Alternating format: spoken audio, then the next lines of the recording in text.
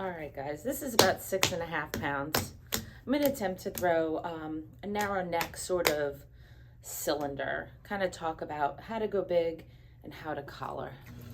I'm going to skip all the fun stuff. Start to center. Again, I've got some other videos on how to really center larger pieces of clay, so I'm going to kind of skip that for those who are tired of hearing my voice.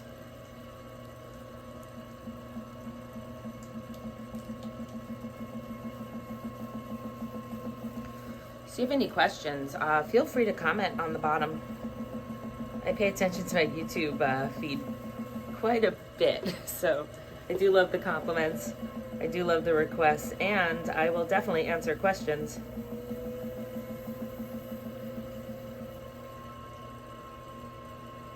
All right, so the size of your mound or the width of your mound dictates what you're actually going to make. You kind of have to have an idea. If I was going to make a plate or a large platter, I would center tall and high, and then I would maintain that centering while going flat. But we're actually aiming for something tall. So as I throw, I'm going to throw into sort of a pyramid shape. What I always tell my students is pretend that you really want a volcano made of clay. Boy, I really need a volcano in my house. And then last minute you can decide to change your mind. So I don't want to foot on this, so I'm not really going to leave too much on the bottom. Kind of going for that vintage milk jug sort of modern growler look. I'm sure they didn't have growlers in Williamsburg, Virginia. So I'm going to open up using my entire hand. This is 6.5 pounds, 6 pound, 12 ounces, but we're going to account for all of the clay that I take out in the process of doing this. So I'm going to open up the bottom to be about, I don't know, many of you guys know I'm really bad at size and distance, about that wide. So I'd say about 6 inches. Sometimes when we start to pull the walls, we may lose a little width on the bottom of our pot. So if you want to make yours a little wider because you know that when you're scooping up you lose that, go ahead and do that. So something that's a little more advanced with larger clay is when I open up, I'll also go ahead and I'll make my first pull. And my first pull is sort of the claw. So the same way as when I pull over here with sort of these fingers, what I'm actually doing is I'm pushing my fingers towards my palm, and I'm not using my whole hand. I'm still only working on one ring of clay at a time, and I'm just sort of pulling up. I'm doing that in sort of an even pull, even pressure. And now I don't want this clay to start to go out because remember I really want a volcano. So with the heels of my hands together, my wheel going relatively fast, I'm going to use my whole body to sort of collar that clay in. Now this is when some people will go ahead and use a knuckle. I use the entire side of my pointer finger on my right hand, holding onto my sponge, just like that. So I'm actually touching with my sponge, but it's being backed up by my finger. The reason why is I tend to have these double jointed fingers that will end up making a lot of finger marks, which I don't mind later on, but when I'm pulling, those finger marks may actually create uneven walls. Notice my hands can't touch yet, but the minute that they can, I go ahead, I take my thumb out of the inside and I touch my right hand so that it becomes only one tool. Press that lip up on the top and get some water out of there while I'm still able to. Now I also have my fingers on the inside. When I'm dealing with larger clay, I can't just use that sort of middle finger backed up by the pointer finger that I tell everybody. So I will use all of my fingers on the inside.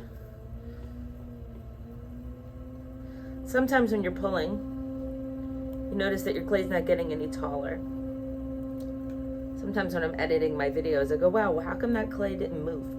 Very often it's because I forget to put my right hand lower than my left hand, which hopefully should facilitate a little growth in your clay.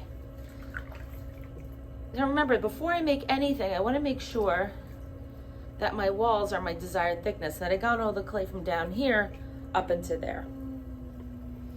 So my goal right now isn't to take this clay and bring it all the way up here. It's to take this lower clay, jack it up under this wall so it pushes it up.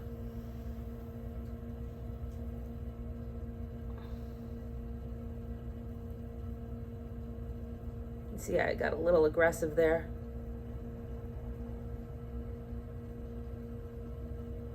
Now, I don't need my pots to be super thin. I break things. Your main goal always is to be consistent. So if you're gonna have a thick pot, you wanna be consistently thick. If you wanna have a thin pot, you wanna be consistently thin. Obviously, you can't be too thick because then it's gonna take forever for your pot to dry and water gets trapped and all sorts of cracks and all that sort of stuff. So I aim for, I don't know, again, about 3/8 of an inch is my desired thickness before I start to create something with it. Just go ahead, I'm gonna try and fix this down bottom here where I was a little aggressive.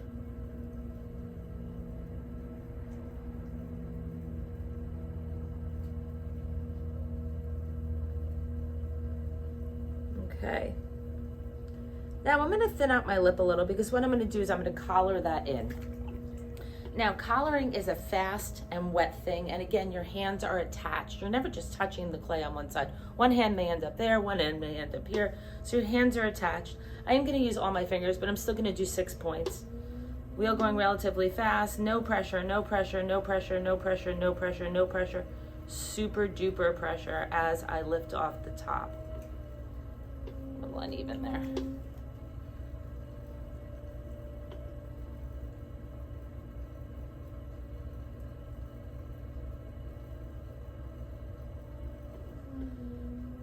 This is that part where I got super aggressive. So it's funny how one little mistake you make will affect the entire process. Whether that mistake is not wedging your clay well or not quite keeping the clay centered. For me, it was just being a little too aggressive down on that bottom. So I have this thin spot that is kind of reacting to everything I do very differently than what I'm doing in the other parts of it. So I'm going to start up here, basically because I have to now be super careful of that sort of thin spot down on the bottom there. Because if I do too much down here, it's actually going to push down that throwing error.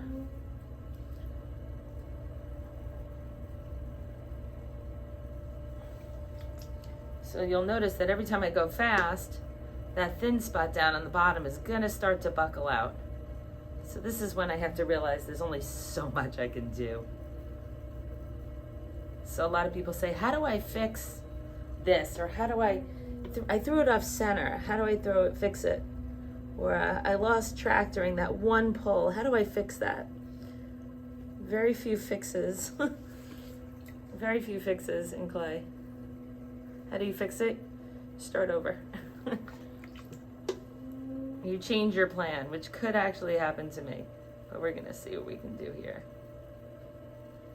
So when I go ahead and compress and collar this sort of neck up here, the clay went from out here being, 1/4 of an inch thick, or 1/8 of an inch thick, to being in here, so it's gonna be thicker. So again, this is gonna start to get heavy. It could affect that little spot that I messed up down here on the bottom.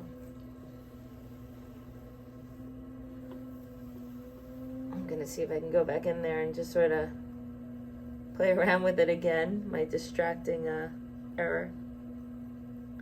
Start to go up, start to go up. And now, because it's thicker here, I want to be able to thin that out. And what that's gonna do, it's gonna give me a little more height than what I started with. I speed up my wheel just a little bit so I can collar that in. Now I'm gonna actually start to do that 6 points. My pointer finger, my middle finger, knuckle, and my thumbs, which are touching.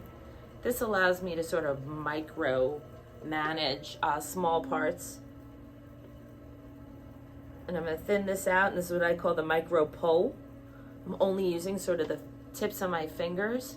At this point, if you have a sponge on a stick or really long arms, you can go in there and get that water out. That water will cause a crack in the end.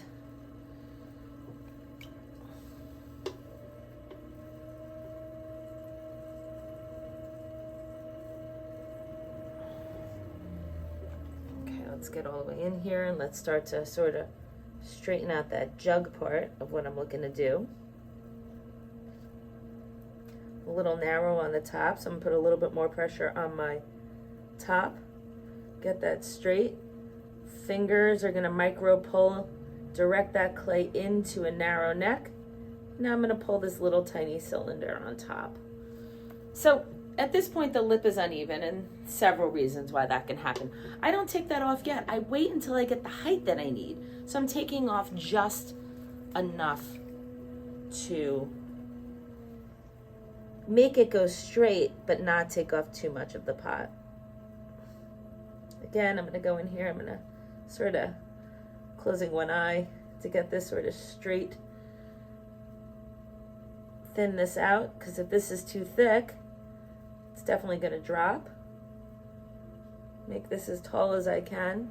So originally my goal was to make a little bit more of a bottleneck. That, didn't work. So we're gonna go. See, I'm able to take off the littlest bit possible because I waited till the very end. So now I've got some curves here. This is where I really wanna go ahead and use some tools. Now I am a big fan of this giant green. I think it's Mudgirl's. Mud Tools. Love this thing here. I'm also a big fan of this other green one. It's not because green tends to be my color, but this one right here gives me just the right amount of size. So I'm gonna push that up against the tool. It's giving me exactly the right height that I'm looking for. Close one eye again. Closing one eye tends to help me quite a bit. And then that's where my shoulder's gonna end. What I actually did is actually lifted this up over here a little bit. I'm gonna define my neck. And now I'm gonna go ahead and grab one of these metal ribs. So it can be the one that comes in your basic set, which I thought was the biggest waste for most of my 30 years of doing this right here. But then I decided that has great flexibility. So it's able to really sort of work on small parts at once, do some corrections. Notice that I'm touching my right wrist with my left hand. That just keeps me stable. If I was like this, there could be a chance that I move a little bit more. This is gonna get me a real great angle up at the top there. So I'm gonna put my hand on the inside and just scrape away. And I can even use the shape of that metal rib to get myself a real nice slope. There's no shame in using a tool that finesses your pot a little bit.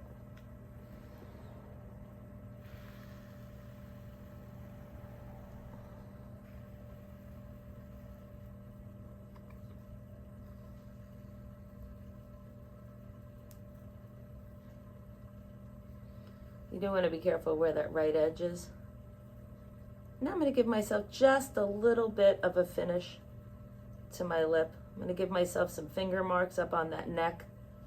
I'm a big fan of showing how handmade it is.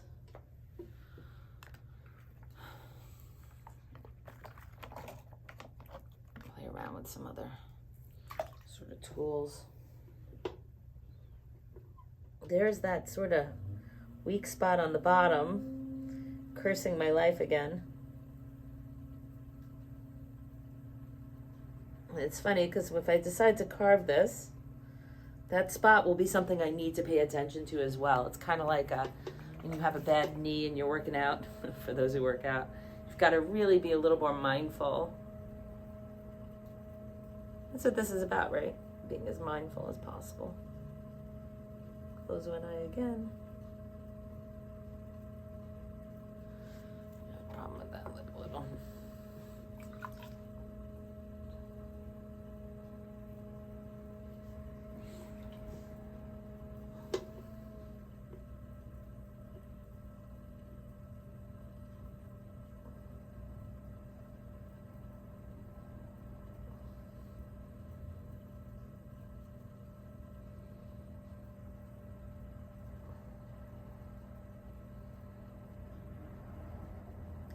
And then always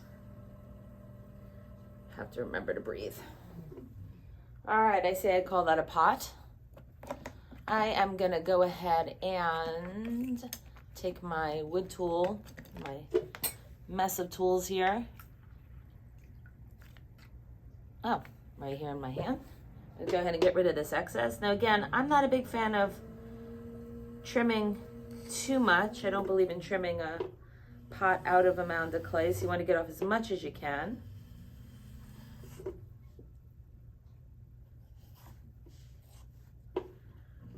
And I'm also going to give myself a little bit of a bevel down on the bottom here. Just because I'm not really trimming it. And I'm going to call it a pot. If you do have an ocean in the bottom, you do want to go in with the sponge on a stick, or if you can get your hand in there. There you go.